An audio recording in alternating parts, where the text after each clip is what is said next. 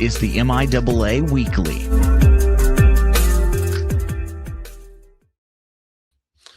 Welcome to MIAA Weekly. This is Matt Witwicky, and I will be joined any moment by my co-host, John Dykstra. I know you guys have seen him make a run in a little bit late with us once or twice before, so not a real big deal, but we're going to go ahead and before we do have a special guest, but before we jump in with our special guest tonight, we are going to go ahead and review a little bit of the action in the MIAA. And we're naturally going to start off with what we have here between Northwest Missouri and Central Missouri in a contest that I thought maybe Coach Lambo and company would go ahead and take, but no. Instead, Coach Mack and Northwest Missouri end up winning 49-32 in this contest. An interesting kind of tale of two games where the first quarter, boy, I sure felt like UCM was doing just fine, up 2 scores, and then all of a sudden Northwest kind of just put the hammer down right from there, and we had a chance to see kind of quarterback 1B, Zechariah Owens, really come on in and do some special things, especially in the run game. So let's go ahead and take a look at some of the highlights from the contest. And you can go ahead and see here Northwest on the road. And in this one here, it starts off with Northwest having some challenges in the pass game, a few interceptions. And then Mr. Amolo there, Diamond Amolo, getting a touchdown pass there. Northwest kind of came down, bit on the run. And Coach Lambo's liking where they're at. And then it kind of all of a sudden, balanced attack here for the Bearcats. And they're able to go ahead and reach the end zone. And the tide starts to turn in this one quite a bit. And you get a chance to see Owens making some plays here with his feet in the run game, and really good athlete for this club. Now, a redshirt freshman making some plays, and, Rich Wright's thinking, okay, we've got to kind of turn this off a little bit. But before they get a chance to, you go ahead and you see it for Northwest breaking another one. Quincy Torrey, another redshirt freshman coming on, making plays for Northwest. And Coach Mack's got to be kind of liking where this is heading right now. And Molo goes back to pass, got a little bit loose with the football right there, and Northwest gets the ball, and Northwest just kind of keeps on with everything positive going forward for them in this contest. I like the draw here, and quite a move there by Owens to get on into the end zone. And they just kind of continue to pour it on here, and you get a chance to see he's one of the fastest guys on this football team. And we get to the point where Northwest ends up winning this game pretty comfortably. It wasn't by the time we got to the back half of the contest, it kind of wasn't a game much because Northwest was just kind of running away with this one. Carter Edwards, huge game, 15 tackles, 2 tackles for loss. Northwest runs the ball for over 350 yards. I thought they did a great job of being very physical up front and going ahead and being able to run the ball in the manner in which they were. And, as I go ahead and I look at some of this, for the fans who are checking in, I had a chance to go see Northwest opening week in Mankato. Saw them up close. At that point in time, I felt like they were a team that was kind of at the very beginning of a brand new book. And I felt like Mankato was already a few chapters in. Mankato looked like they had played a game. They looked like they were seasoned and kind of went ahead and had their way in that game and dominated that contest as it continued on. I think Northwest has caught up quite a bit in terms of where they're at in their own book right now in writing this season. And I'm not really sure they're a whole lot different from where Mankato is at if I compare them to a team I saw them play, which says a lot for how I think the Bearcats have come on this year and how Coach Mack has gotten them to a spot halfway into the season that we weren't real sure that they were going to be at. Matter of fact, I think most of us didn't really see that coming. And we're going to go ahead and kind of flip through a few images here. A guy that I thought was instrumental in this game, Quincy Torrey, is helping them establish that run game, along with Zachariah Owens that we mentioned. They're an interesting 1-2 punch with what they've got going there.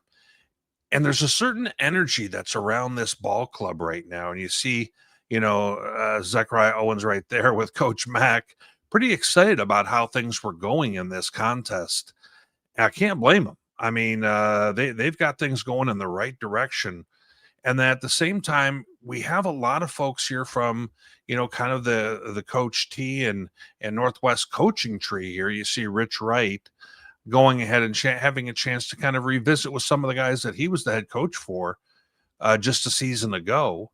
And, as we kind of move on through, we also get a chance to see some of the elation and energy. And what's funny is while we're waiting for our guy Dykstra to get on the show with us here any minute, he's already on the show in the background on one of our photos. Crazy how that works sometimes.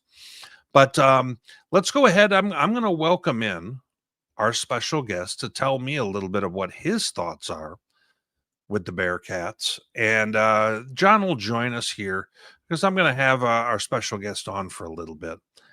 And he is college football Hall of Famer, guy who's won 3 national titles, probably the face of Division II football as far as I'm concerned, and that's Mel Tjeerdsma. Coach, welcome to us. Thank you so much for coming on. Well, thank you for having me. This is fun. I appreciate it. Anytime we can talk about Division II football, it's a good night. So thanks a lot. I remember, Coach, when I first kind of came this direction from covering NAIA ball back with the University of Sioux Falls, back when they had Kalen DeBoer, Bob Young, a name that you know, because you're from up in South Dakota originally, for those who aren't aware of that. I remember Brandon Meisner, a very good friend of mine, said, you know what? It all begins and ends with Coach T. And he told me all about Mel Tjeerdsma. And now I've gotten a chance to meet you. We've had a chance. You and I have talked down in Texas a few times, and you've been with us down there. Coach, I need to ask you, when you take a look right now at this Bearcats team right now, they got to be ahead of where we thought they were going to be right now, aren't they?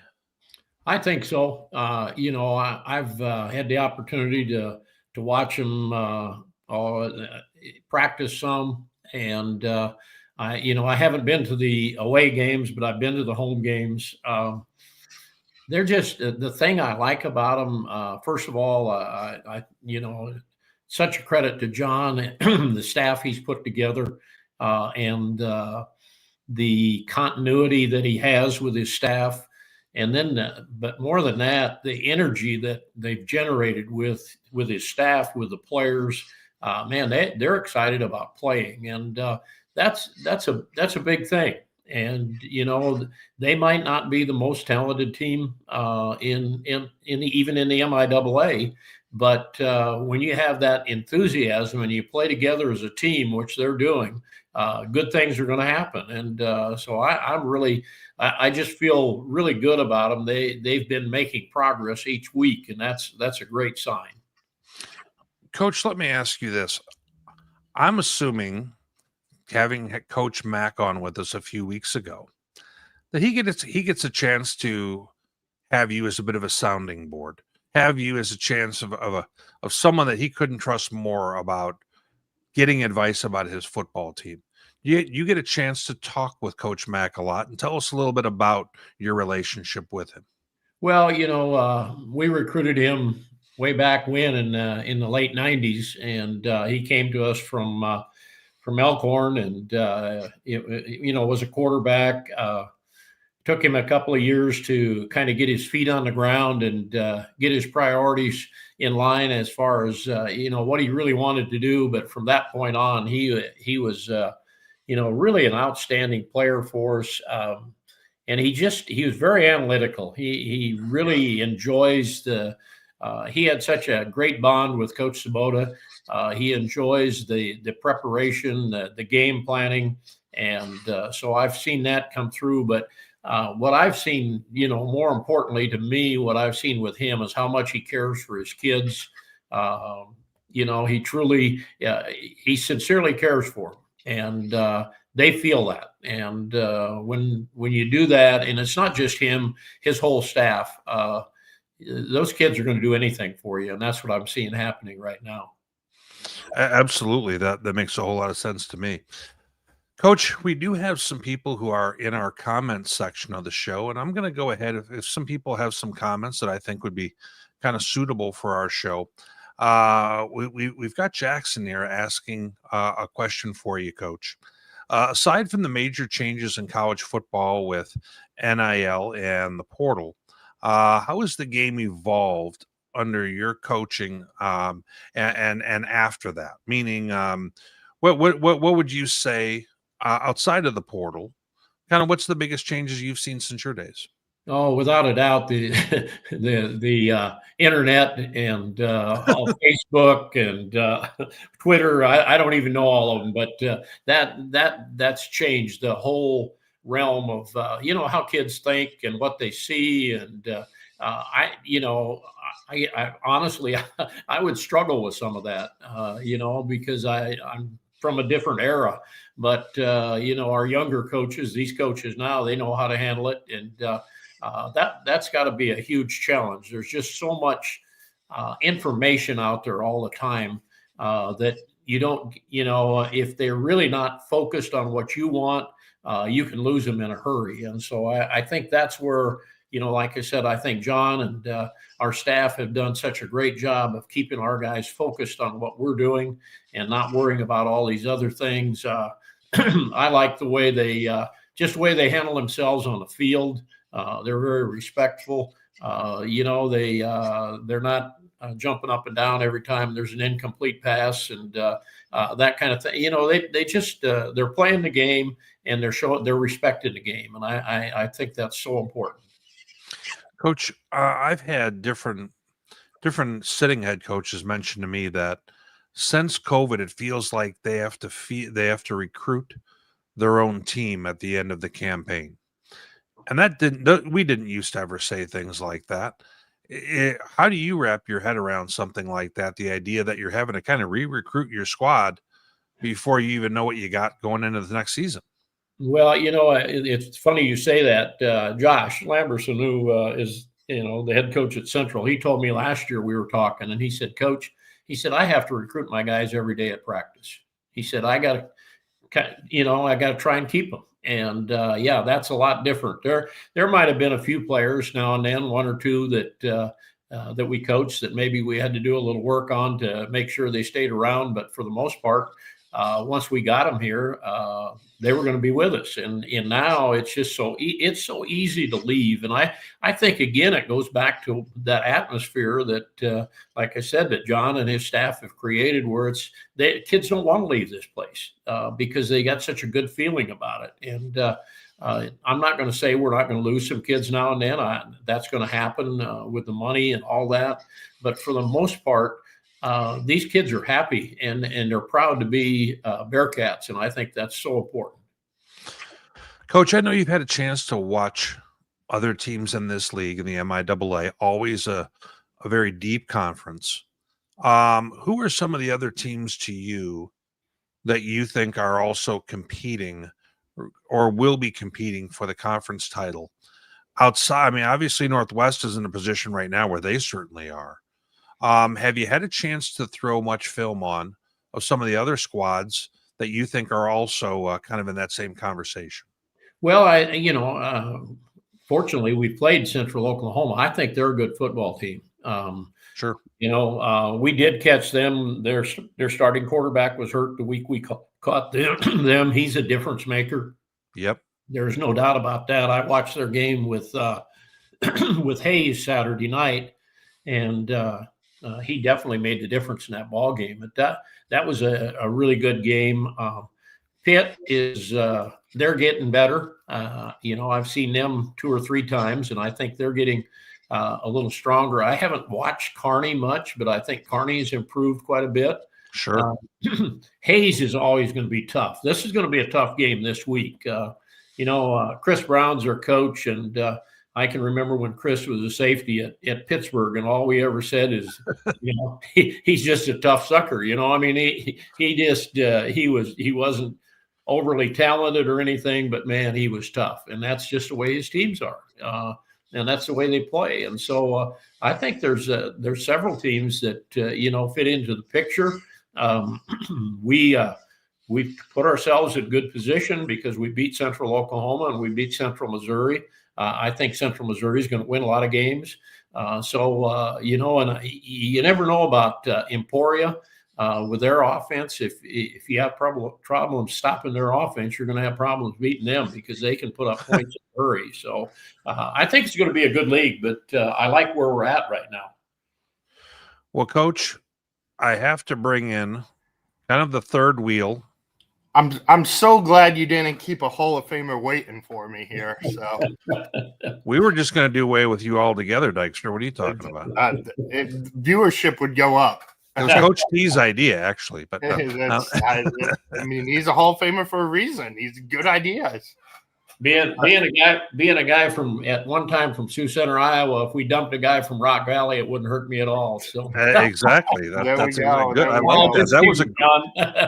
That's a great local reference. That is. John, volleyball playing with their food a little bit tonight, so took a little longer than I expected. Well, John, you came in with your hair did. We weren't expecting that. So you must have just come straight from the barber. But you know what? I've already had a chance to I have more for Coach, but I guess I'll let you have a question, John. Well, that's fair. I was listening to Coach on the drive back from Burlington Junction here. So Coach, you kind of referenced it there where you watched the Hayes game the other day. I don't know if people realize how much you watch college football still and just the fan of it, especially with your coaching tree out there. Just take us through kind of a Saturday and keeping track of all your guys you got out there. Well, it's, in the MIAA, I've got John and then, of course, Josh and Adam, 3 head coaches in the MIAA. So with the MIAA network, I try to catch their games. And it was fun because when Central Missouri played Pueblo, then we had Phil Veal there, and Phil was the grad assistant for us, so I got to watch him. And, it's just Carol said, my wife said one night we were watching, she said, well, who do you pull for, when Central Missouri is playing Central Oklahoma? And I said, well, it just depends on which one will help the Bearcats the most, so but I'm always going to pull for John because he's coaching the Bearcats. But it's fun just to watch the games. I still know the coaches, or some of them anyway, and just to see a little bit of how things are going and how what it looks like for us. And as I said to Matt, I think we're in a good position right now. I mean, I'm not saying that we're going to walk away with it or anything like that, but we put ourselves in a good position, and that's a credit to our coaches and our players. You kind of look at it with a different eye than a lot of people do. I know you watched the Mankato game. What have you seen with the biggest growth in this Bearcat team from that game to where they are now? Well, I think just first games are always tough. I think offensively. Especially when you have a new coach and a new system. Right. And so I think we've come a long ways there offensively. And, defensively, you guys were at the Mankato game. We had the guys in the right position on defense. We just didn't tackle. Right. I talked to Chad Bostwick after, the day after the game, and I said, man, it's hard to have a good defense when you can't tackle people. And that's just what happened. And since that time, we've just gotten better and better and better on defense too. To hold Central Missouri down like we did, I thought that was a great accomplishment, so I think they're just coming around on all phases of the ball. We blocked a punt. It didn't count. We had a penalty on it. We Our returns are pretty good on kickoff and punt. So, we got all phases going, and they're just, like I said, they're getting more confident and better each week. Coach, something I've been wanting to ask you about that I don't know a ton of our viewership, if they're aware of this or not, but something that you're extremely heavily involved with, that sitting head coaches will talk to me about Coach T, and they will say the coach's connection. And tell us a little bit. I mean, because I'm before I have you talk about it, I mean, we've got guys who have been on our show before. UTPB head coach Chris McCullough, Northern State coach Mike Schmidt, Ferris State coach Tony Anise, Jazz Baines from Western. I mean, there's a lot of the who's who in this mix I'm talking about in programs that are doing real good, Coach. Tell us a little bit, tell our viewers a little bit about what's Coach's Connection all about, and kind of how often you guys meet, and a little bit of the spirit of it. Well, Coach's Connection started, I think, in 2011, the year after I retired from football. And Mike Racy, actually, our commissioner, Mike was with the NCAA at that time, and this was his baby, so to speak. And we started with football and volleyball. We had two sports in Division II, only division that has it, and now has expanded. All sports in Division II have what they call Coach's Connection. But what it amounts to, in football, we have 17 conferences now that play Division II football. And so I have a head coach from each one of the 17 conferences that represents their conference. And we have conference calls once a month, about 9 times out of the year. So we didn't have any calls in June and July and August. We started again in September. And the whole purpose of our discussions, it's an hour. I keep it at an hour. We don't go over that. But our whole purpose is to do things that we can do to make Division II football better. And just to give you a couple of ideas of things that we've accomplished, the week 0 game scheduling, that came strictly from Division II, from the Coach's Connection. Matter of fact, I think in that one, we were the first ones to ever poll athletes, and we polled Division II athletes and got a feedback from them, and I think that helped us get over the hump. That was pretty controversial. We got the red shirt rule that came from Coach's Connection. We go way back to summer workouts, and used to be, there were some strange rules about summer workouts that a lot of people didn't follow anyway, but there were rules. And, Right. I remember one of the most ridiculous rules that said that student athletes, it's voluntary. Okay. So in the summer, it said student athletes could work with the strength coach, can work with the student athletes, but he can't encourage them. What kind of dumb thing is that? I mean, so, we got some things that we got to put together. Really, our summer workouts now are very similar to what Division I does, and so those are the kind of things that we work on. And I think what it's also done, it's for those guys that are on my Coach's Connection group. It really educates them on how Division II works, because Division II is not your typical. I mean, it's different than Division I. In Division I, they have what they call the Football Oversight Committee, and they pretty much make all the decisions on football.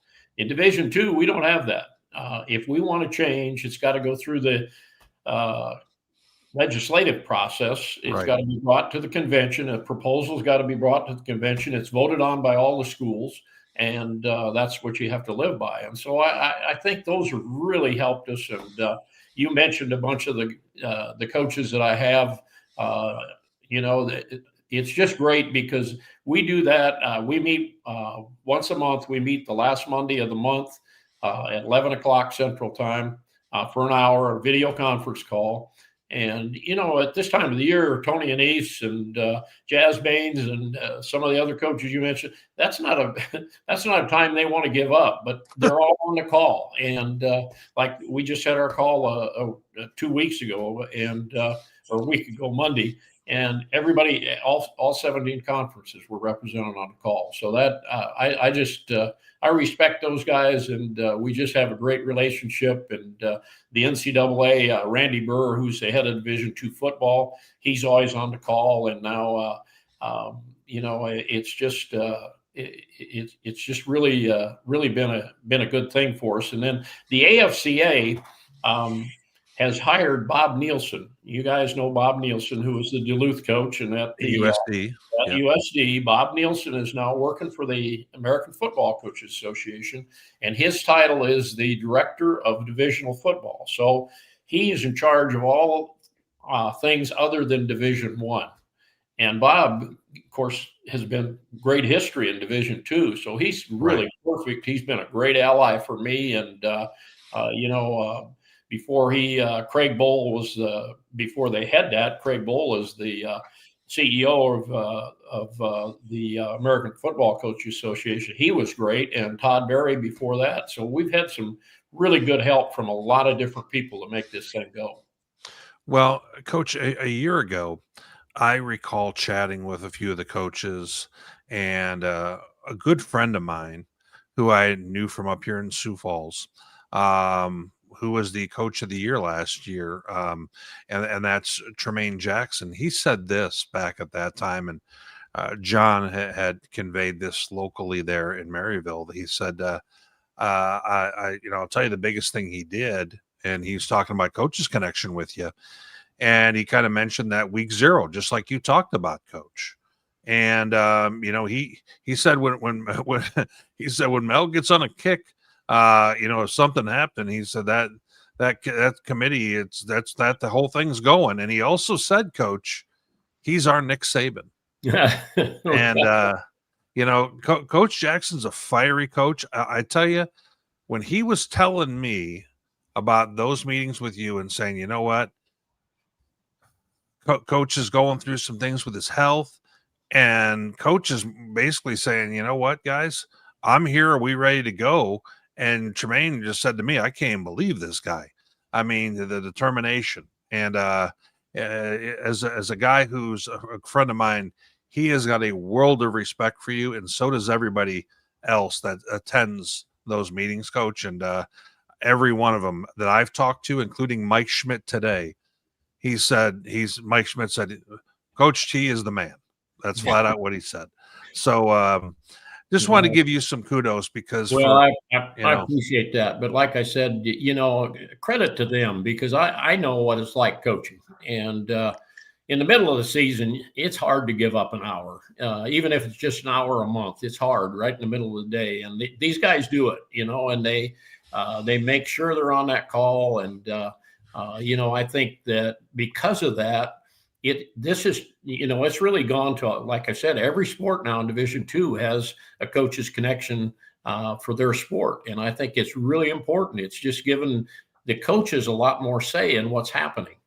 Well, let me ask you one last thing, Coach, about Coach's Connection. What are some of the things can you give us a little bit of insight as to what are some of the things the topics you guys are kicking around at the moment? I had heard whispers of maybe the 5 for 5 type thing, Coach. Can you give us some insight as to what are some of the things that coaches are coming to you about to get insight or to get you to kind of help pound the table for them? Well, without a doubt, the biggest thing we've got in front of us right now is the transfer portal windows, the fact that they're not uniform in all divisions. And right now, Division II is just getting hammered because our window is later. And so Division I, they can find out what they've got and what they don't have. And then the Division II window is later, and they can pick and choose what they want. And like after spring, right? Yeah. And so we're really working on that. I'm really, like I said, Bob has been a great help. And I think it's going to take a little time. In Division II, nothing happens real quick. But what we would like to see is just uniformity in all the transfer portal windows in all divisions. And I think that would be the most fair thing. And that's what our coaches want. We're also talking about the 5 for 5. And, believe it or not, there are some disadvantages in that. for some of the teams that, for a lot of teams that redshirt, it's not a real big deal. But if you don't redshirt kids, all of a sudden you're looking at adding another class, and it's kind of like scholarship situation, kind of like going through COVID again. And so some of them are afraid of that. So it'll be interesting to see where that goes. I'm not sure that 5 for 5 has got quite enough firepower to pass. I think the football schools would pass it, but I think when you have so many schools in Division II that don't have football, and you stop and think of especially in the women's sports, how many women's sports redshirt? How many schools, they just don't do it. Gotcha. The women athletes, the female athletes come in, they play 4 years and they're gone. And so 5 for 5 doesn't mean anything to a lot of them. So I think that's going to be a tough thing, but I guarantee you we're really working on the transfer portal thing. That's Tony said, if you don't believe it, just watch national television and see our quarterback playing for Ole Miss. I mean, it's right. Just isn't. Those are the things we have to deal with. And Coach, with the 5 for 5 situation, just to kind of wrap that up, essentially this would be a shortcoming of it right here. One of our folks in the question says, 5 for 5. What if you get hurt your last year? It's kind of too bad, right? It's you got 5 years. You use them how you want to, right? That's exactly the way I understand it. That's what they're putting there. And it will really save a lot of paperwork for hardship cases, for medical hardships, and compliance departments probably. It's going to be just a strict 5-year deal. Or 10 semesters because we in Division II we go by semesters. But it's 5 years and that's it. And if you have something happen, I don't know. The one thing I don't know. What would happen? Okay, so let's say you're a backup at Texas A&M, and you graduate in 4 years, and you're not good enough to go to the NFL, and you want to play another year of football. Can you go to a Division II school and get your 5th year? I don't know how that works, because that would be a 5-year deal. So I don't know if you have to start in Division II. I don't know if they've thought that through. Sure. Yeah. Coach, I'd be remiss if we didn't ask, because I don't have a week that goes by where somebody doesn't ask me, how's Coach T doing? We're praying for him and everything. So just what you're comfortable sharing, give the fans of across the MIAA a little update of how you're doing and how you're feeling these days. Well, I feel good. I think I'm doing good. I'm still on chemo and all that. But if anybody out there has got a solution to how to get your white blood count up, I'd really like to hear it, because that's what I'm fighting. Everything else is good. It's just, the white count is so critical because that's your immune system, and that's why I just can't get out and be out as much as I'd like to be. But I've been able to do quite a few things. And so, I'm just thankful for every day. Like I said, I feel good. I walk 2 to 3 miles a day, get to do things like this, and get to watch practice, things like that. So I tried to play golf, but my shoulder, I had a bad shoulder. And I think some of the medication that I'm taking has affected that, because I can't hardly move my right shoulder anymore. So that's kind of out of the boat, out of there. And as long as my immune system is so low, I really can't go fishing, because there's a lot of crap out there with those fish, and so I don't want to get that. So those are the two things that I miss probably. Miss that, but more than anything else, I just miss the social part and being in a lot of things. But we've even managed to do some of those things too. So it's working out fine. I know people were excited to see you out at the Bearcat games, so it's good to see you back there after not being able to do that last year. Yeah, last year was a long year. We lived in Kansas City from August through Thanksgiving, and that was a hard time. But again, you learn from those things, and more than anything else, you learn how much you appreciate what you have. And that's kind of where I'm at right now. I'm just thankful for the fact that we can be at home, and I can do the things that I can do. Coach, thank you so much for joining us tonight. Also, thank you. I want to give a shout out. Thanks to your wife for allowing us the ability to borrow you for about 30, 40 minutes here for our time. This was a real blessing for us. See, she's getting some airtime now, huh? Yeah, she's standing here in the doorway. Tell her to make a run in. You know what? Tell her to make a run in, give you a hug. She gets to get on camera too, Coach. This is live television. Carol's a rock star of Maryville. Yeah, there you go. I loves Carol. See, there she is. See. Now, I didn't hear the whole thing, but much of it I did. Was this your live television debut or not? There's no chance. I've been on television before. Okay. Fair enough. You're not that special, Witt. I know. We're interviewing her next week. What are we talking about here? Well, thank you very much for letting us borrow Coach T for a while.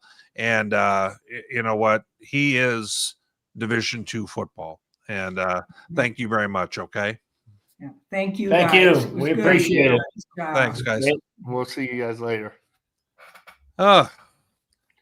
Well, you know what? Talk about me getting a chance to have an upgrade there. I get Coach T instead of you the whole time. I mean, I can't do a whole lot better than that, can I? Well, with Carol, our numbers definitely spiked there. So there we are. If anybody followed that and isn't smarter for it, then you weren't paying attention, because there's a lot of information from Coach T right there. How cool is it that Coach is still involved in Division II football and making a real difference? Oh yeah, absolutely. That coach's connection we talked about with Tremaine last year. You helped me talk to him about it, and that was just a portion, that quote that you shared that he talked about there, because he was blown away by Coach. He went into what that does, and like Coach says, now it's like Coach T says, it's all over the place. It's not just football anymore. They've really started something to help coaches all over. Well, and Doug Williams here with a comment, prayers and thank you for your contribution to D2 football. And, we had a lot of folks in the comments, and I appreciate you guys all kind of chiming on in. And Dykstra, I don't think the show can get any better after this. So here we are. But we'll do our best. We were saving the big gun for a big week here, and after Lambeau and Mac met, it made sense to have Coach T on, and he delivered as always. So, let's go ahead and review some of the other action that we had. We had Pitt State 34-10 over Washburn. Take a look at time of possession. That kind of tells a little bit of this story and success on third downs. But what were some of your takeaways for both squads at this point here? Yeah, it wasn't a shocking result in any way. Pitt, like Coach said, is kind of getting it together at this point. They're really playing good football after testing themselves early in the season, and man, we really. We'll show the MIAA standings later, I'm sure, but they're up to that number 2 spot, and right there with a chance to control their own destiny with Northwest coming up. So the Gorillas are really playing some good football right now. Yeah. And something that really also caught my eye is Washburn's inability to run the football right there. Yeah. They've struggled in the trenches this year, and it's been a common theme that we've talked about. But it looks like the penalty yards there, John. The refs stayed busy. Yeah. There's a lot going on in that one. Whenever you hold the team to 170 total yards, though, and then you put up nearly 500, that's a good day for the Gorillas. So. They'll have tougher tests down the road, but it's a good win. Yeah, and by the way, a lot of comments still coming in for Coach T here, and once again, anytime he wants to come on, I mean, heck, I should have had him do the pick'em. What am I thinking, right? Oh man, he would have beaten us both so bad. It would have been. Like I said, that guy's connected in the MIAA still. He gets the most out of that MIAA network subscription, like he said. So good for Coach. What not exactly offensive fireworks in this one. Neither team gets to 300 yards of offense. Neither team has any success on third downs. But Kearney is able to kind of control the action at the end. But what was your takeaway from this? Did Mo West have a chance once again and just not take care of business? Well, look at the total yards. Mo West outgained them. I mean, this was not an offensive clinic from either side in this one, that's for sure. Isaiah Harris being out for the season for Nebraska Kearney really kind of changes everything they do offensively. The Ross kid, the freshman, he's going to be a really good back in this league, and he's already a good back, but he's not the best running back in the MIAA. So they struggled offensively. They had for Kearney, they had 8 possessions that started inside their on their own half of the field, and they only scored on one of them. Now, obviously, they put up 27 points, so that tells you something about Mo West turnover situation and where they were allowing Kearney to start their drives. And it's really those turnovers just killed Mo West. They had a pick 6, and they had another interception that was nearly a pick 6. They had a 1st and goal after it. So, yeah, it's struggles for Missouri Western right now. They are off to their worst start in their Division II era at 1-5, which goes back to the 80s. So they've got some figuring out to do after these last couple weeks. I would agree with this statement by David, and furthermore, I feel like the last few weeks it's been a matter of trying to just keep air in the balloon. Yeah, that's the issue. Many of the other weeks, John, I thought they were right there in every one of those games. Every week they were. It's 1-score games had been the feature of their thing. And this one, to be fair, the defense played well enough for this to be a 1-score game. The offense just could not get out of their own way in this, though. And that's what you kind of got to address. Now, against Emporia, it was the whole team. In this one, it's just you got to give – the defense played very well, and the offense just needs to be able to move the ball or at least not turn it over.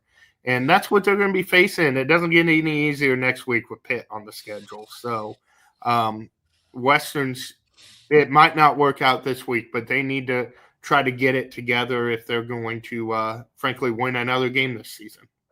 Well, and on the other side, the Lopers are 5-2, and very much in the playoff mix yet.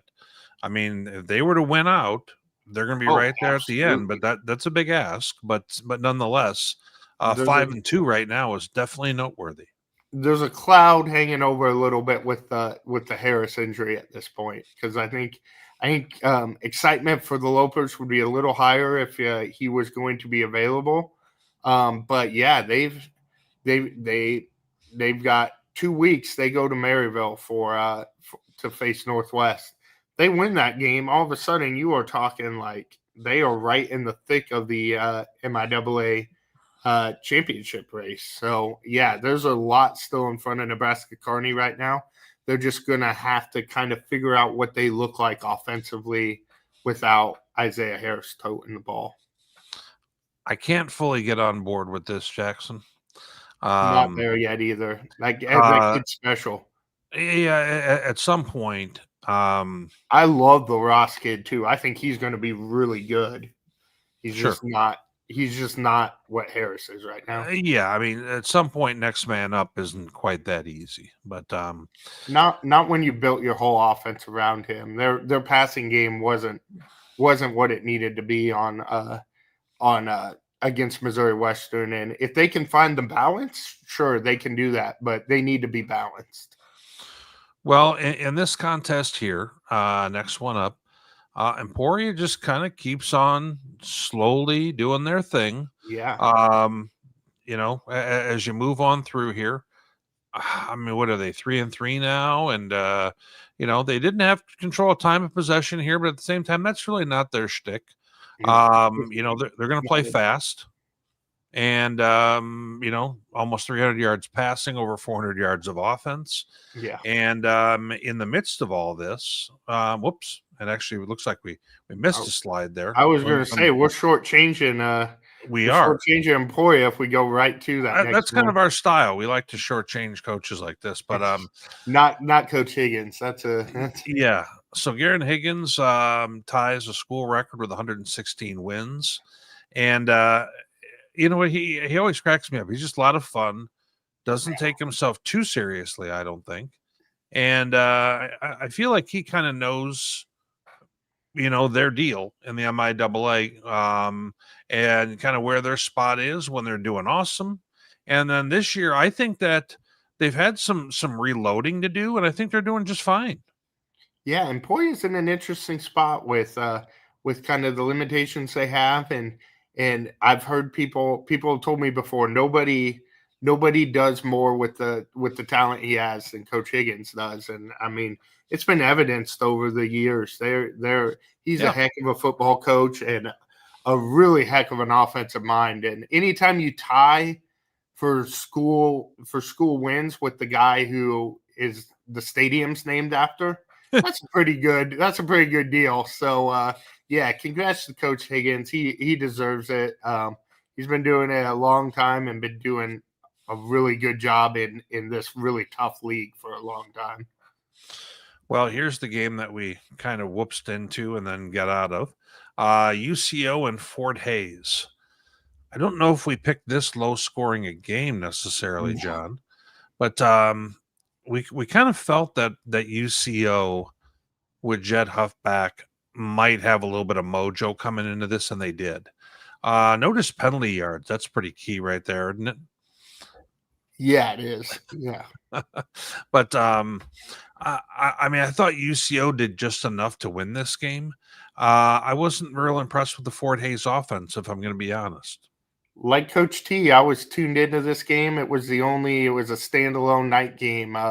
So it was a fun game to follow along with. But yeah, Fort Hays had a lot of self-inflicted mistakes that their announcers were not hesitant to point out during that game, and they really had some chances. I think both these teams are still good teams. They just been snake bitten at the wrong time. And I think I even said on the show last week, if the winning score is in the 20s, Fort Hays wins this thing, and if it's in the 30s, UCO wins it. Well, wrong on both accounts, because they didn't get to 30, and UCO won a tight one here, low scoring. So I think both these teams still 3 losses for both. It's going to be hard to fight back into the playoff picture, but I would not be surprised if either one of these plays spoiler down the road to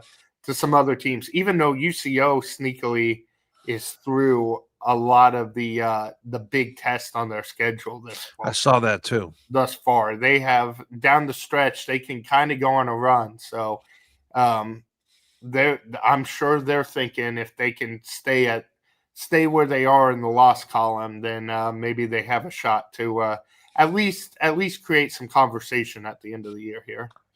And by the way, John is talking about each of these teams and kind of where they sit. John will have his mid-season MIAA rankings coming on out later in the show. I didn't know those had to follow Coach T. So now I know we're trying to bring out every bit of big stuff you got. Well, I don't know how that's all the going to brilliance and insight that he shared, and then you have to look at my dumb rankings. So well, just imagine having to do a show with him. But anyway, let's go ahead and move on to Athletes of the Week. We talked quite a bit about Zachariah Owens, if we're going to be honest, in our breakdown earlier. Now, Landon Boss and Austin Schmidt. Landon Boss, if I'm not mistaken, had a bunch of tackles and a handful of sacks or something like that as well in this contest, and was kind of the man. Now, John, do you have anything in regards to kind of why everyone got the awards they did here? Yeah, with Owens, I wrote 1,200 words on it, so you can read about it in the paper. But 6 touchdowns. 6 touchdowns, it's obvious. He came in and sparked them if you were watching that game. Yeah, No doubt. people heard about Mr. Owens and his big game, redshirt freshman. It's going to be very fun to watch him develop the next few years. Landon Boss had one of the most insane stat lines you are ever going to see. I had to pull it up to make sure I didn't leave anything out here, but 4 sacks, an interception, a forced fumble, 11 tackles, leading the team. Obviously, it was a 1-score game with Southern, but that score we didn't really talk about when we were on the slide, but it was a little deceiving. Southern got 2 touchdowns in the last 4 minutes Right. there. That game was really a little bit more lopsided than it was. A really good defensive performance by Emporia, whose offense always gets all the headlines, but Emporia is that he's playing really well defensively. And if he's not on your all MIAA teams and everything like that, then you're missing out and you're not paying attention to Emporia. So big game and just a great name for a linebacker too. I just got to put that out there. You're Landon Boss. That's terrific.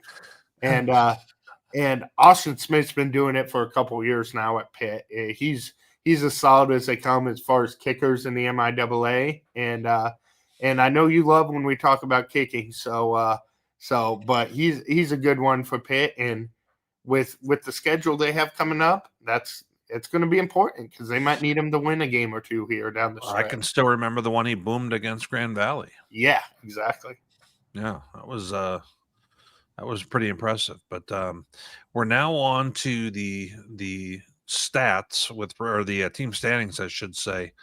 And what do we have? Northwest at the top, 4-0, 5-1 in conference, or overall, I should say, 4-0 in conference, 5-1 overall.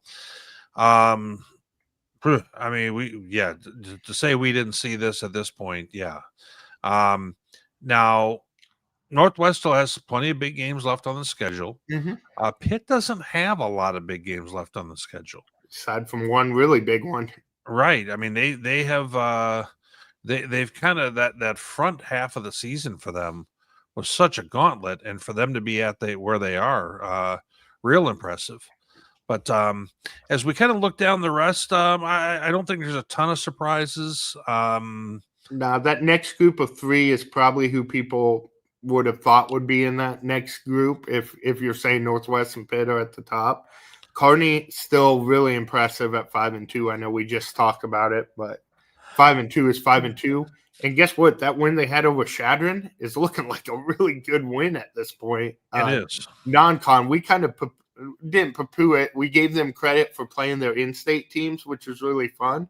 But we didn't think either of those teams would be maybe that great. And Wayne State struggled, but Chadron's looking really good, and Kearney handled them. So good win there. Good win for them. Now, this is going to lead us into John and I picking the 5 games this week. And then after that, we will also talk a little bit about where we at with the pick'em standings.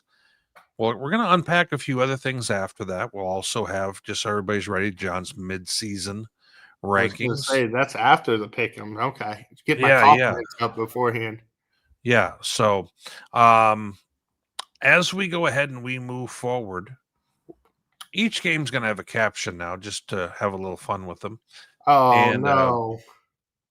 Well, you tell me, where do you see, or how do you see this one going? You've been stuck on this TJ Davis, Isaiah Harris thing for a while. And you know what? I did that so quickly, I screwed that on up. That's my that was my no. I was okay. You're okay. That's what happens when you do this 15 minutes before showtime. For those who haven't been around, TJ Davis was a heck of a quarterback for and I think that's the 40 and thing that I have a subliminal thing when I see the Lopers thing. I think of him. It's a good thing Tom's not watching this. He'd give you a hard time for being an old guy with that. I can take it from him. That's okay. Yeah. To answer your question there, no Isaiah Harris, no problem. I think so. I'm picking UNK in this game. I think they keep it rolling.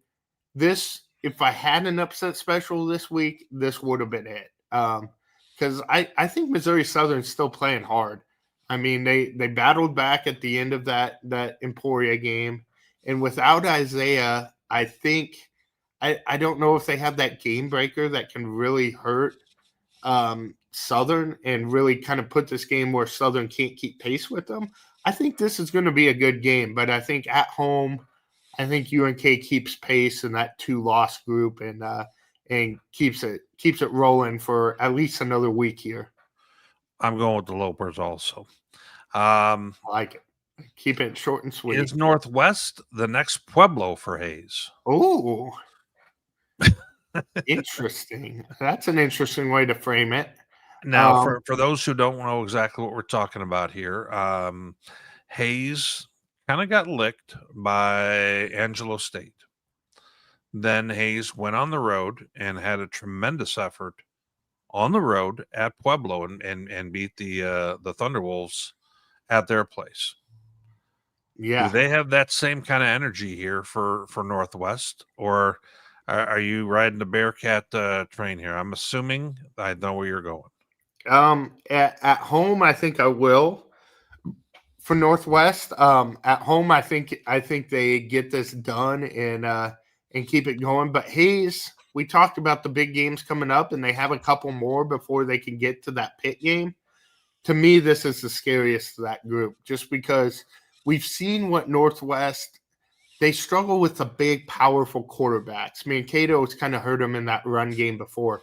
Caleb Heidner brings a little of that to the table. They don't have it as perfected as Mankato does, but there's a little element of that running quarterback that they bring to the table. But I just don't think, with the way Northwest offense is playing right now, which is not something I thought we certainly this time last year would be saying, I don't know if Hayes can keep pace.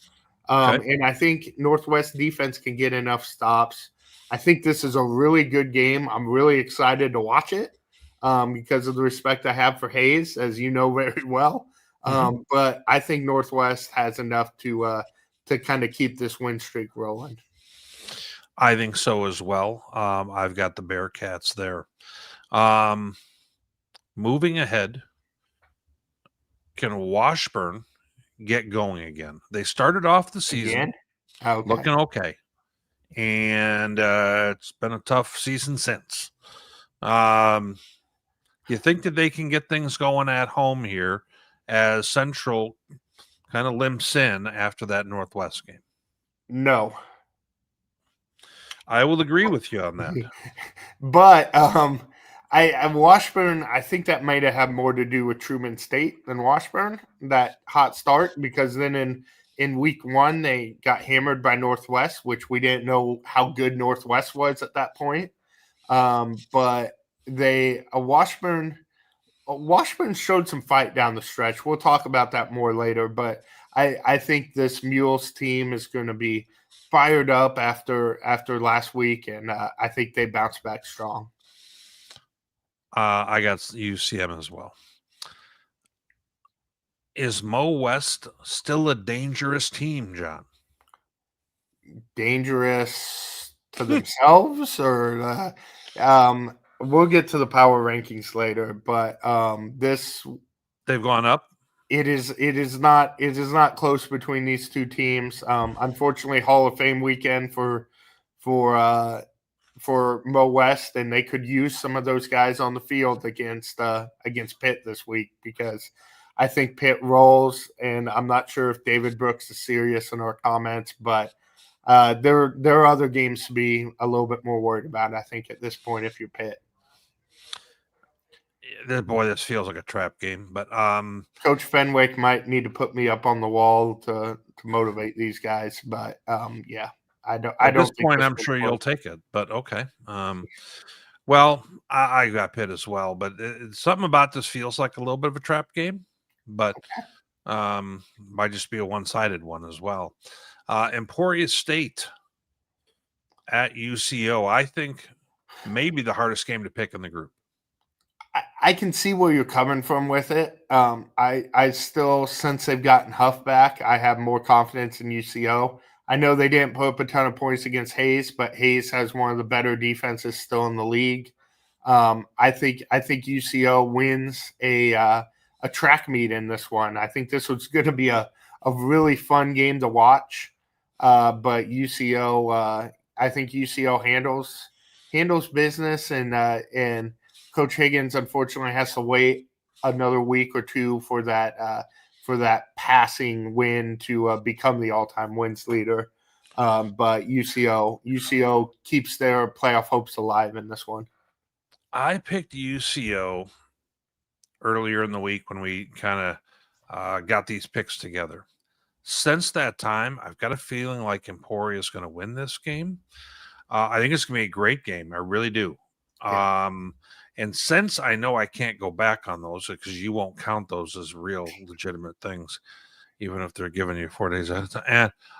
But I will go ahead and I will stick with UCO. I'll switch it. If you'd like to switch it, I haven't published it in the paper yet. I can flip your pick. No, I might still be sour about the UTPB thing.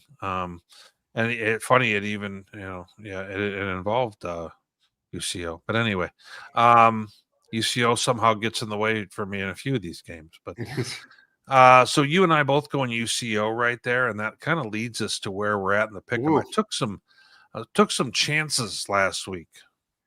Well, I told you last week that I just needed to give you a little boost in it, and I'd be right back at the lead the next week. Now, Matt Daniel decided to copy all my picks, so Fro and me are tied, but we've each got that one game cushion. If I'm behind Fro, Ricky, huh?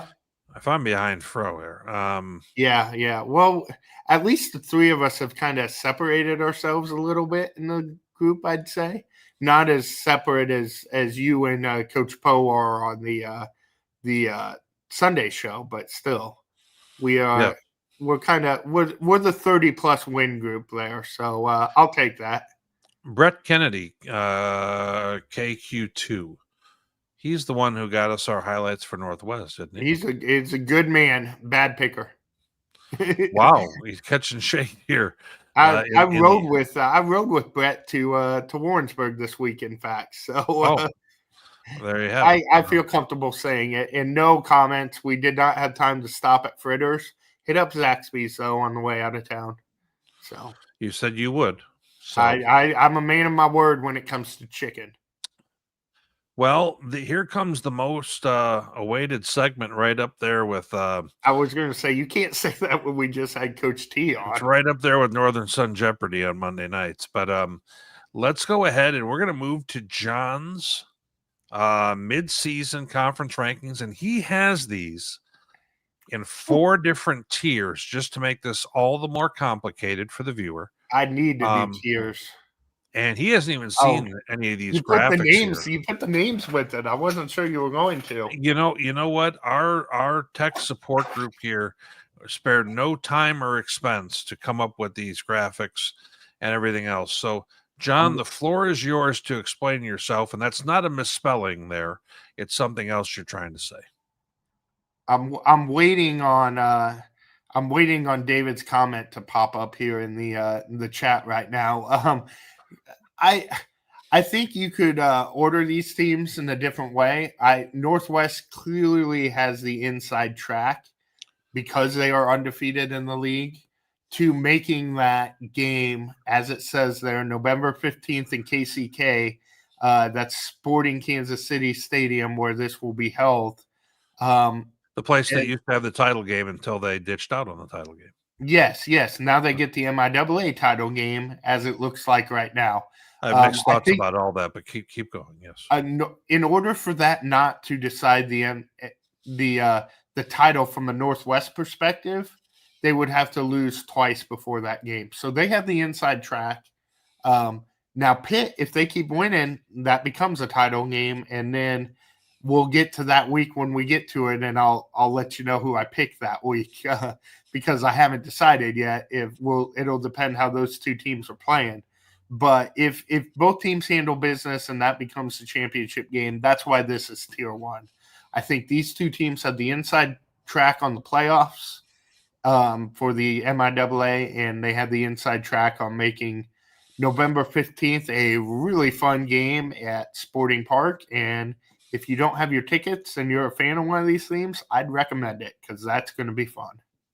Now, let me ask this, John. You mentioned if Pitt wins, they're not the conference champs? Because keep in mind, every one of these conferences has to have something where somebody advances as conference champ. I checked myself. Wait, no, I just mean they control their own destiny to this game. Now, if Pitt would drop another one, it wouldn't be a conference championship game. Northwest can drop one, and it's still the conference championship game. Yes, if both teams go undefeated in this and Pitt wins, which would technically be a share of the conference title. Now, Mr. Mike Racy can correct me if I'm wrong on this, but I believe head-to-head would decide that Pitt would be – which only makes perfect sense, yeah. The conference champion. Yeah, I can't imagine it's any other way. I actually don't know that for a fact, but that's the only thing that makes sense. But so if they both win out, the other reason they are in a tier by themselves, because if they both win out going into that game, I think they're both in the playoffs. Now, if Pitt loses that game, you could argue that maybe they're not, but I think a 3-loss Pitt with their strength of schedule has a very good resume. We will cross that bridge when we get to it. But to me, these are clear 1-2 and clearly in a tier to themselves, which is why I like tiers more than straight rankings. Because if anybody has Pitt over Northwest at this point, I'm not going to argue with them. National rankings have it that way. So, but I think if these aren't your top two teams, I don't think you've been watching. I would agree. The next tier 2. I love that we have the names now. So, okay. Yes. Dangerous and desperate. Apparently, we're still talking about football. So let me have you roll these teams out. What do you got here, buddy? Early in the season, these teams were picked in the top 4 of the conference, all 3 of them. They have a ton of talent. They also had 3 losses. 3 losses apiece now. So that's the thing. 3 losses, as I just said, with Pitt, because of their insane strength of schedule, probably puts them at the top of the heap to try to get into the playoffs. With these teams, I'm sure they're still saying they're in the playoff race, but I think it's more difficult. But these teams are capable of beating either of the top 2 teams on any given Sunday or given Saturday. Sunday, too, if they want to play. But I think all these teams are good. I tiered them in this order. Again, I could see them all flipped, but Central Oklahoma just beat Fort Hays, so they have to be above them. And I just think those other 2 teams are a little bit more complete than Central Missouri at this point, even though I know there's some head-to-head there too with UCM and Central Oklahoma. I mean, you're just going to have that. You can't head-to-head everybody in these things. So I'm a little bit more nervous with a healthy Central Oklahoma and Jet Huff right now than I am UCM. But again, you can flip this any old way, but I think these are clearly the next 3 teams on the list. Okay. Tier 3. Which might have angered some people in UNK because the standings don't agree with my list. So, well, and what's also interesting is if you were to take right now a look at the KPIs, which has become a new performance measure that's used heavily in the selection of the playoff teams. Kearney is actually ahead of everyone in the dangerous and desperate. Yeah, they're not desperate enough because they only got 2 losses. So no. but there's a reason that you have Kearney in this group is because you think that maybe those teams that are directly ahead of them, maybe they're just by the time the season bears on out, we're going to see that Kearney isn't quite in that grouping. It's really the Isaiah Harris issue. If Isaiah was healthy, then they're in that next group and they might be at the top of it. Okay. But I take that back. They wouldn't be at the top of it because we saw them play Fort Hays State, and that wasn't that close of a game. Right. But I think they are more than deserving to be at the top of this little mini tier here. With only 2 teams in it. I think they're still a good football team. They're a heck of a defensive team. Coach Held is doing great stuff there. It's just I don't know what that offense looks like without Isaiah Harris. And if the comments are right, and Carney is they have a stable of backs, and those guys step right in, then fine. I'm wrong at this, and they should probably be a little higher. But I Does just this got to mean we see. got to start believing what's said in the comments? Huh? Does this mean we have to start believing what's said in the comments? Well, I obviously didn't with putting them in this tier instead of the one before. So, and then Emporia, I think they're figuring it out, as the tier said. I think they are really grown since the beginning of the season. They had so many new pieces. Ben Harris, I think the MIAA knows who Ben Harris is. I don't know if too many people know nationally. He's on my fantasy team. I know who he is. He's a really good quarterback. And okay, that's sorry. Reading the comments, I'm pulling a Tom in the middle of this. And Emporia State, I think they're a really good team. I could almost argue that they could be in that tier above, even though they're not really in the playoff chase anymore, because I think they're capable of upsetting someone. But I think it's hard for me to put them above 7. That was kind of an easy one for me to put them in that Since spot. Emporia has 3 setbacks right now, is your thoughts that no one can get in with 3, or maybe only a Pitt can get in with 3, given the strength of schedule they'll have? I think it's hard to get in. I think it's hard to get in with 3, and when it's Minot and who was the other team they played now? Angelo. That was a good strength of schedule one, although maybe not as good as we previously thought it would be. I think that's tough when your strength of schedule is probably going to be below 500. Well, and you know what? For no fault of theirs, Minot was supposed to be a 500 kind of team based off a year ago, and that has not been the case. So yeah. Somebody was telling me all summer how good Minot and that option is going to be. Where's that commenter who said they had a better triple option than Harding? We need to bring that guy back. The let's just say the Minot commenters have conveniently come and gone. No, but I think this tier is I feel pretty good about these 2 teams being just a little notch below that tier 2 I had, and in a notch above where the tier 4 is. Well, the anticipation for the 4th tier is just going crazy right now. I don't think we have any listeners from our last school here, but and this is the not where they want to be tier.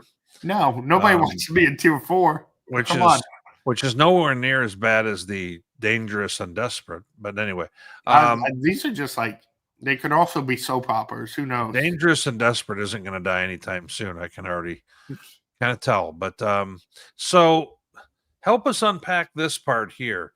Is your level of festivity at Mo West to the point where they're now at the bottom of the page? To be fair, I shouldn't be that disappointed in them because I was lower on them the beginning of the season than about anybody. I think I had and to be clear, you're an alum. I think I had them 7th. Yeah, I am an alum. Last year did not go great for the Mo West. This year's going worse. As I said, it's the worst start in program history as a D2 school. That's By bad. the way, not to interrupt you, but this might have been a better name for tier 4. See, that's why I need to it could still change. It hasn't published in the paper yet. We might do it. The thing you is, just better make sure you're not renaming tier 2 because that one's that's risque sticking. about it that's kind of interesting. That's sticking. Yes. Yeah. But anyway, I just these last 2 weeks for Mo West, that's what's done it. They were competitive and in every football game. I did this a few weeks ago and they were like 7th or 8th, somewhere up there. I just can't do it anymore because they've fallen off. So they have been regressing as the season has gone. And I think both Southern and Washburn are getting better. They're not winning games yet. It hasn't shown up that. That's hard to do in this league. But they've both been competitive the last few weeks, whereas Missouri Western Kearney tried everything they could to let Missouri Western take that game, and Mo West said, "No, thank you. We'll pass." Literally to the other team for interceptions, and they're playing three quarterbacks right now. They don't seem to know what they want to do at that position. We said at the beginning of the year, if Brandon Hall stays healthy, this team's going to be good. He stayed healthy, so they have caught a break there, and it just hasn't He's worked. not having a good year either. No, I mean, he's been limited a little bit. Their offensive line isn't what they'd hoped it would be. These three teams play each other coming up, so we're going to sort this out. But I just like what I'm seeing. That'll be tough in the pick'em. Yeah. Well, this is a hint towards where I'm going, but we have a couple more games before. I think Washburn, I could have almost, or Missouri Southern, I could have almost put them in a tier slightly above both these other two. I am higher on them, and my guy Atiba Bradley, I'm going to support him. But nothing like not showing up for his interview, but carry on. Yeah. Oh, I'm late every show, so I respect the power move. Yes, you decided to come late enough that we were just not on it at all. But yes, yeah.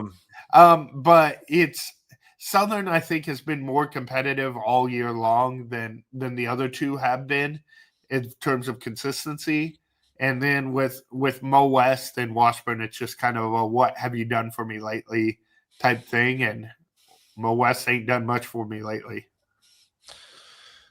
Fair enough. Where are we different? Whit? Come to me with your arguments. Well, let's revisit this for a moment. I still think Pitt's the best team in the conference. However, I can't argue with your Northwest there, and I get it. It's a little combination of both. I'm not super sure who's better on the field, but I know Northwest has an easier path just because they haven't lost yet in the conference. These three, it depends on the week. Yeah. Whoever's the hot hand. Absolutely. And these two here, I feel like Emporia might have a higher ceiling, but a weekly, I can count on them to take care of business. There's a little bit more of that with Kearney for me. That defensive mindset does that. These three teams, I don't have trust in them. I have a hard time picking them to win a game right now. So you agree with my tiers? You might just mix up within the tiers a little bit. I do agree with your tiers. Yeah. See, that's why we do tiers. Tiers are great. Yes. You and your tears that you were crying for Mo West as well. But man, my boys, if Jerry Partridge could see you now. Interesting reference. Jerry was the head coach when I was covering him. I understand. We are not done yet. Yes, there is more. Let's talk for a moment about the top 25. We always kind of, chat about this for a minute or few. Yeah. Two teams right now is all you're down to in the MIAA. Number 6, Pitt State. Number 15, Northwest. And, we were holding on to Hayes as long as we could. Couldn't hold on to Hayes anymore. No. I think those 3 lost teams, if they go on a little bit of a run, they could crawl back into maybe the end of it. But I think the 2 teams that are in there are the 2 teams that should be, and they are the only 2 teams that are in my personal one from the MIAA. Not a lot of drastic changes to the poll otherwise. Central Washington gets a large bump. I want to say from 15 to 7. They got a larger bump than mine. I know you wanted them to be pushing Harding, I think, for that spot. But see, as I was getting at, this is it's the Dykstra overreaction. But as we look at this here, them moving to 7, I thought was about right. I could see that. I think that they would have, if you look at the teams that are on either side of them, I think those are real good football games. Matter of fact, you can make that case for kind of any in that group. Anytime you go from after Harding and Ferris, I think you could take the top plenty afterwards and have real good games with them. Yeah. 3 through at least 15 is really, really interesting, which obviously encompasses both the MIAA teams. Yeah. For behind the curtain, Pitt is right where I have them in mind. I had them at 6, as I just indicated. I had Central Washington higher and Kutztown a little lower, basically flipped. So they're right about where I had them, and I had Northwest just a couple spots up, but I'm okay with where they are. I kind of struggled with what to do with that 11 through 15 line is real tight in my opinion. I was surprised kind of Permian Basin didn't take a little bit farther of a drop, but like I said, they're in that. If we're doing tiers down the page, I can't argue with much of that. Well, and there was a question here about Kearney and Emporia. Yeah. I got to be honest, they're both a little ways from this list, in my opinion, and here's why.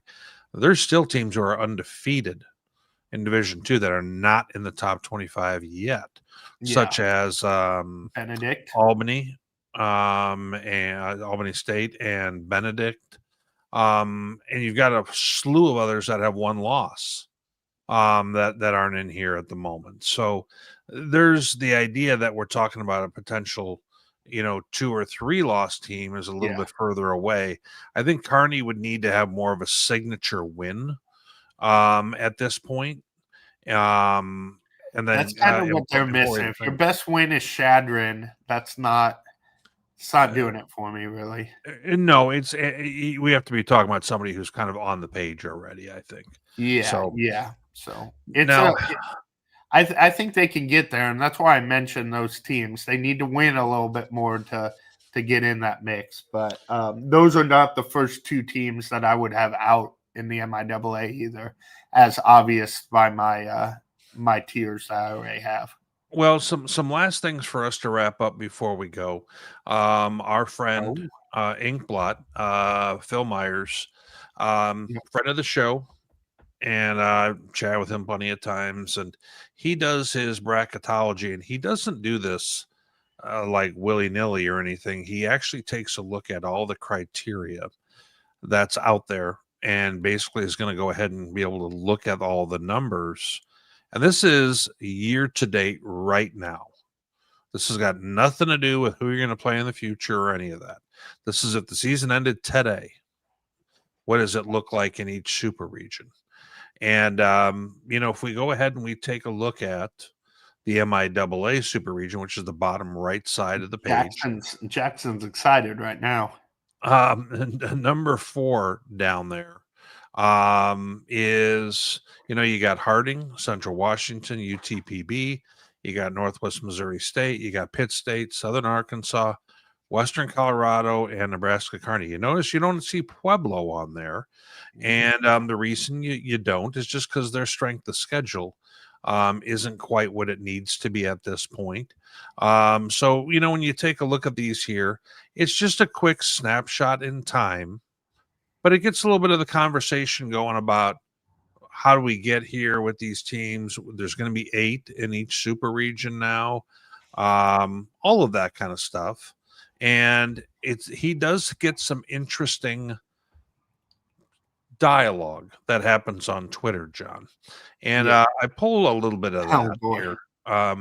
Well, you know what? Sometimes we have to have a little fun with this. At the top there, we've got, how do you have UWF, which is West Florida, so low? Seems like your analytics are all wrong, bud. Well, let's revisit that. They're number 7, top right of the page. Now, if we're talking about the rankings, which is basically basically our opinion. Yeah, they're in the top 5 nationally. But this is different than what this breakdown is.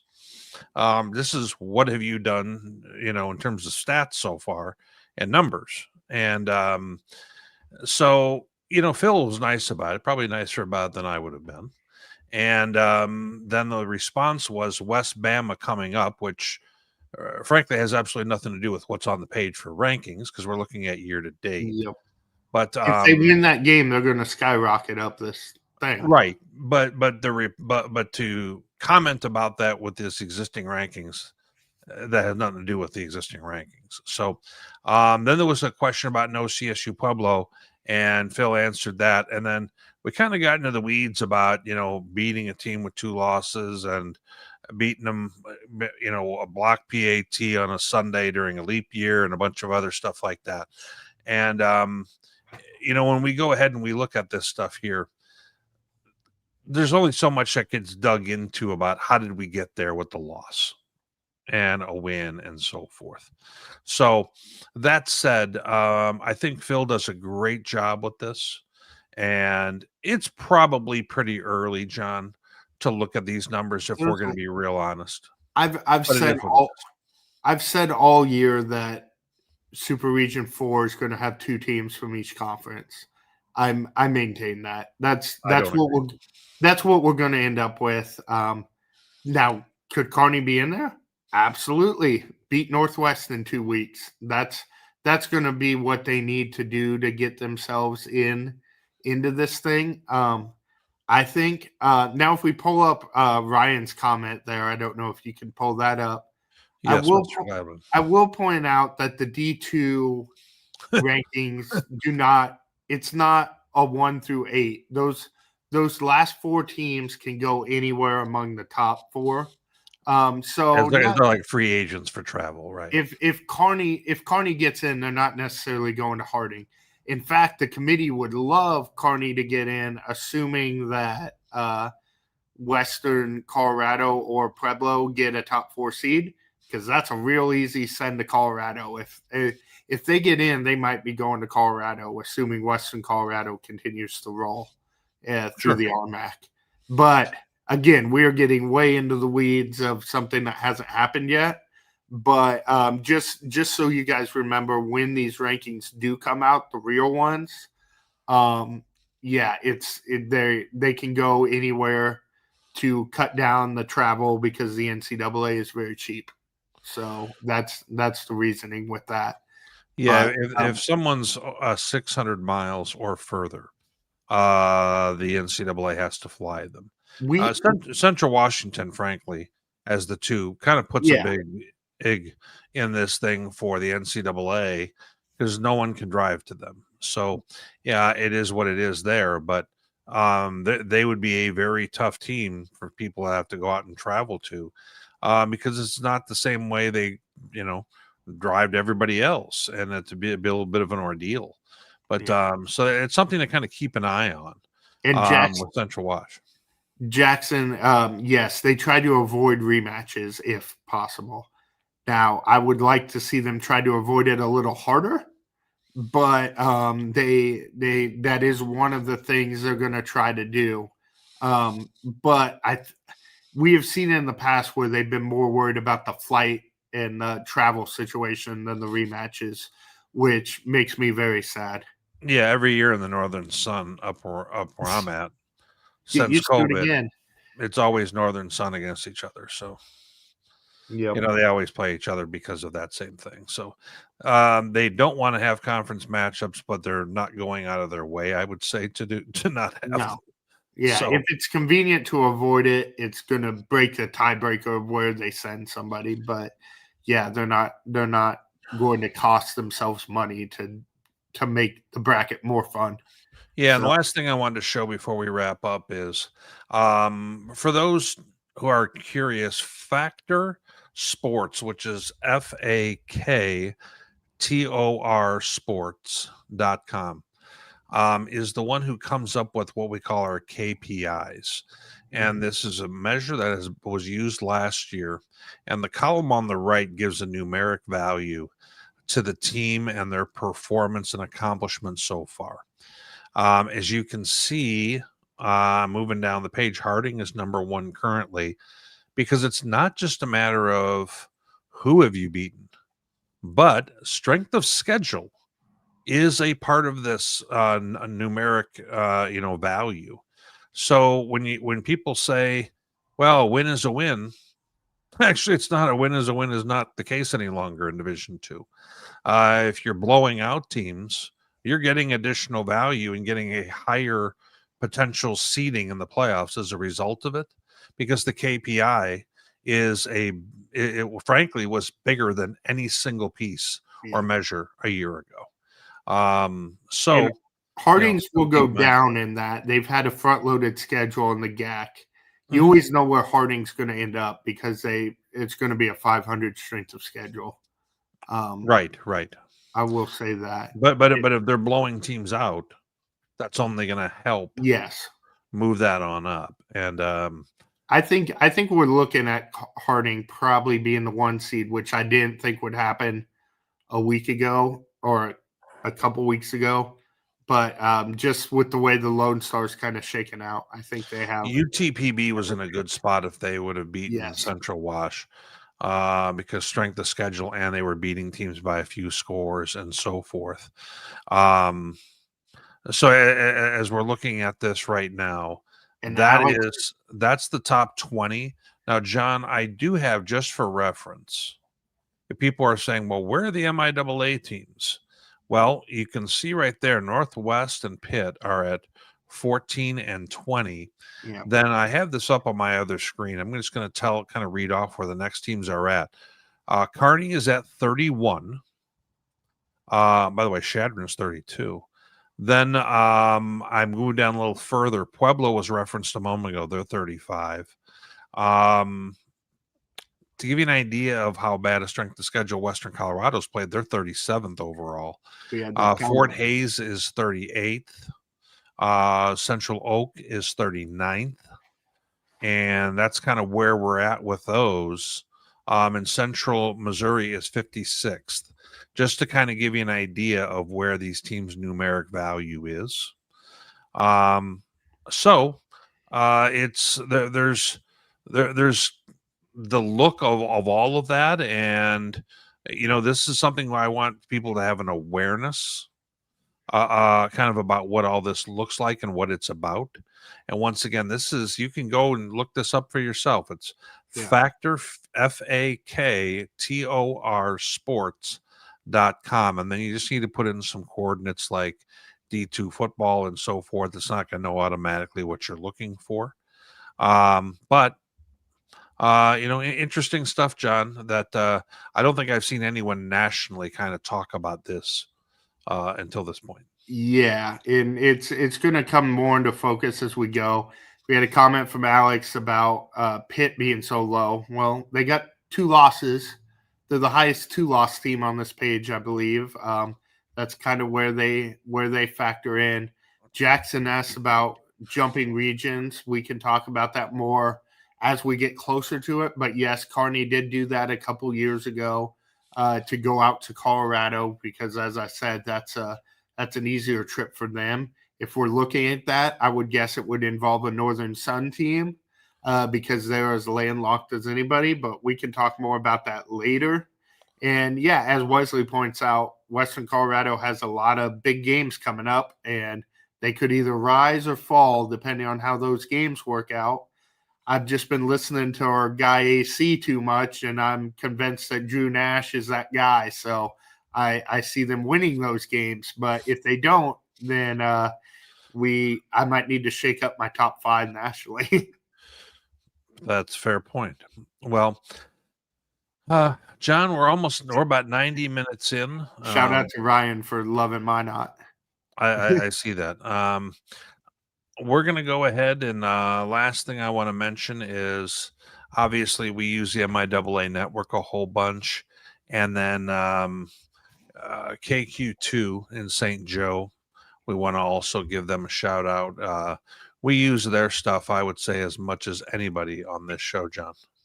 Yeah, Brett does a great job. Brett and Anthony when he gets out to them. I know KQ2 will be joining us up in Maryville for this Hayes game this week, so we'll probably continue to be thanking them.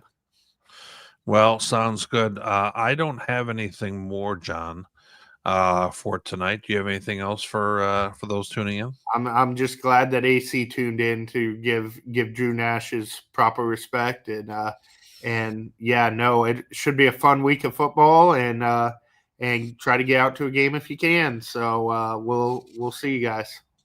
Absolutely. Thank you very much for tuning on in.